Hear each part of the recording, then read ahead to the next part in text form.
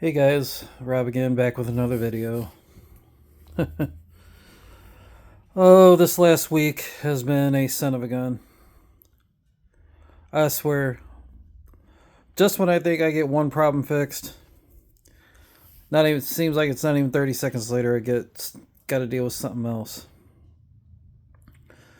So, as everybody knows, we finally got our paint booth put together. Um,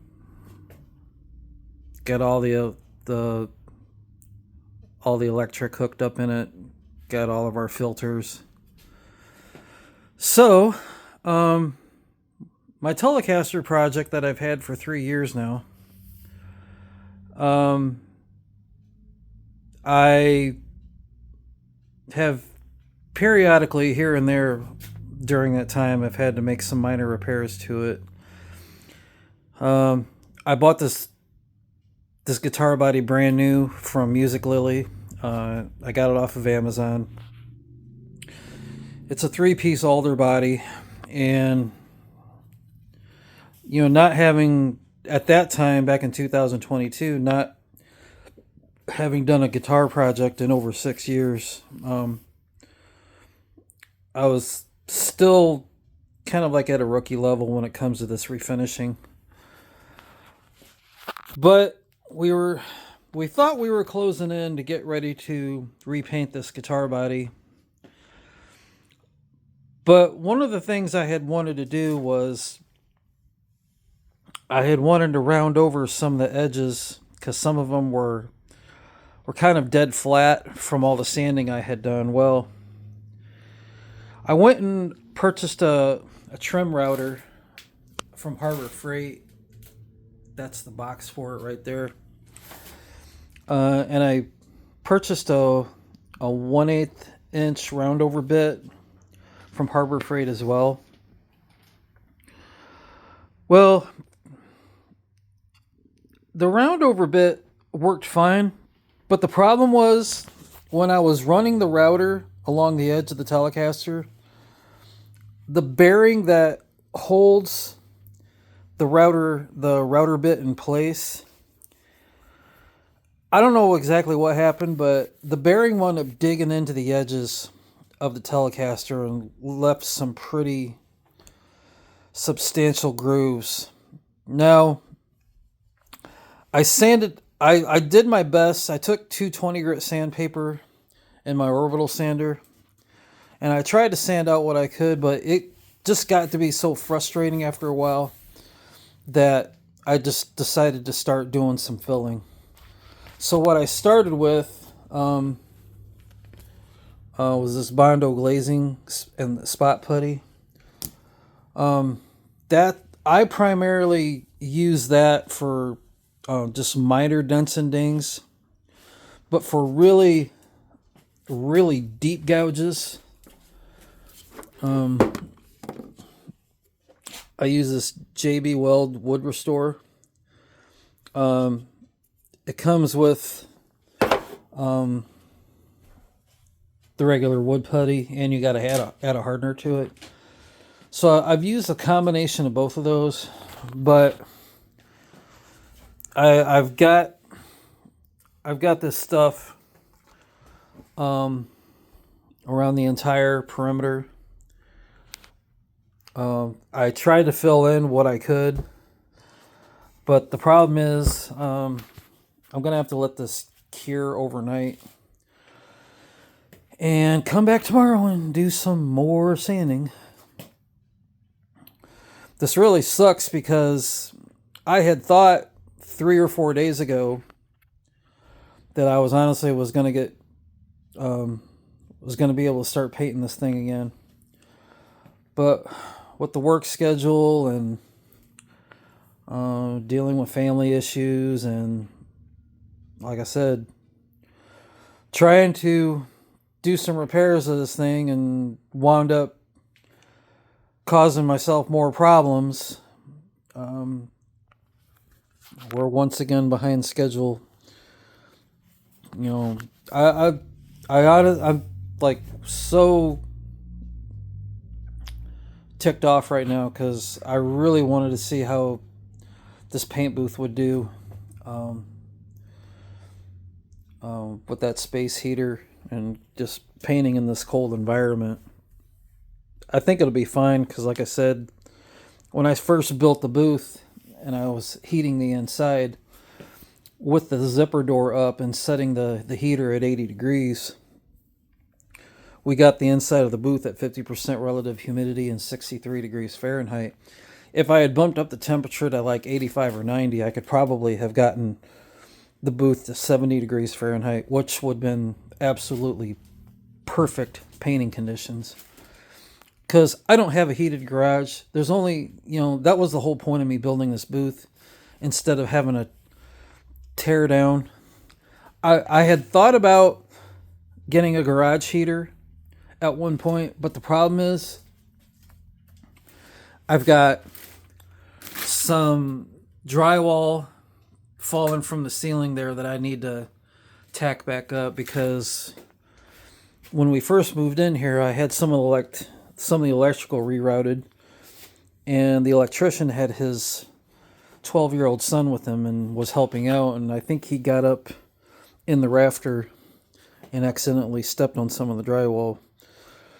Plus, my wife and I have been talking about gutting out this whole garage and re-drywalling and everything, and I've been wanting to add a couple of outlets out here. That way I don't have to keep running an extension cord back to the only outlet that I have on that pegboard over there.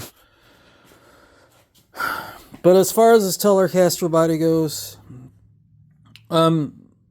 this has been like a 3-year nightmare. Anything and everything you can think of that has gone wrong with this Telecaster body has gone wrong. The last time I had this thing fully painted, I used the Eastwood Duraspray with the Wise 2K technology. It's kind of like the Car Up 2K Clear. Had that thing fully painted, had it clear coated, had it nice and wet, had no runs. But I spaced off and wasn't thinking, and I should have took the guitar body inside where it would be at normal room temperature, and I came out to this garage the following day, and the humidity levels must have dropped dramatically overnight, because I had walked out the next day and there was cracking all over the finish.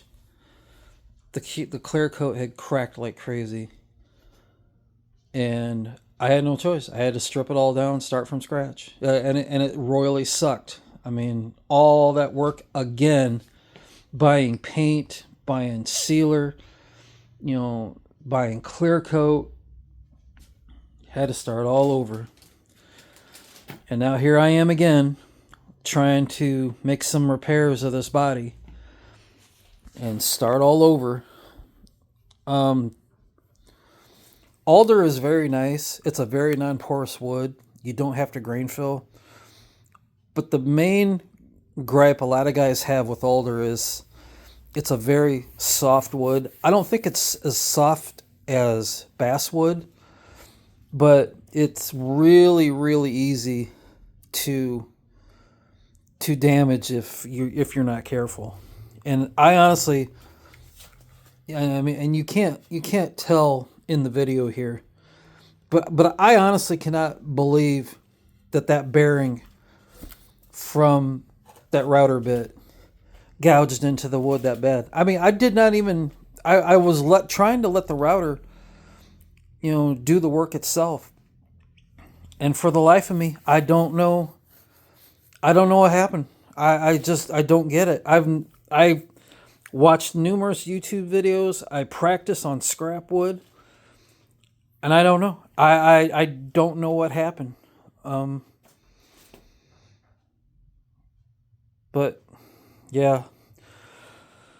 So I did as much sanding as I could on the edges.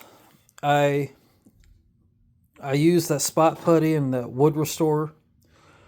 So we're gonna let this cure overnight. I'm going to come back tomorrow and try to sand everything flat with 220 grit. Clean this thing up, and hopefully tomorrow I can at least get the sealer on. And the sealer that I'm going to use again, it's a UV curable product. It's really meant to be a clear coat, but we're going to use this Solarez. I can't believe it's not lacquer. We're going to use that as the sealer, because we can, within a few minutes time, I can get this body sealed, level sanded, and ready to go with the Createx Autoborne sealer, and get the base coat on. So if everything goes well tomorrow and I don't have to do any more filling, I am off this Friday. Today is Tuesday, the 11th. My goal, and this is just the goal, and this Friday is my only day off this week, unfortunately, because we do the 6-week period at work where 2 weeks in a row, you only get 1 day off a week. But then we go back to our normal rotating schedule and have 2 days off a week. But my goal, as of right now, is to have this filler sanded flat by tomorrow. Do some more sanding to the top and the back. Clean it up. And I'm hoping by tomorrow or Thursday, I can start applying the sealer. But you want to talk about emotionally draining. This thing has been haunting me for 3 years now. And I know a lot of guys would have just gave up a long time ago, but I made a promise to myself that we were going to see this through, and that's exactly what we're going to do. So, but I didn't mean to keep rambling on for so long, guys, but that's going to be an update on this Telecaster project. If you have any questions or comments, just leave them below, and I'll get back with you as soon as I can. So, have a blessed day, guys. Take care of yourself and take care of others, and we'll see you in the next video. Bye-bye.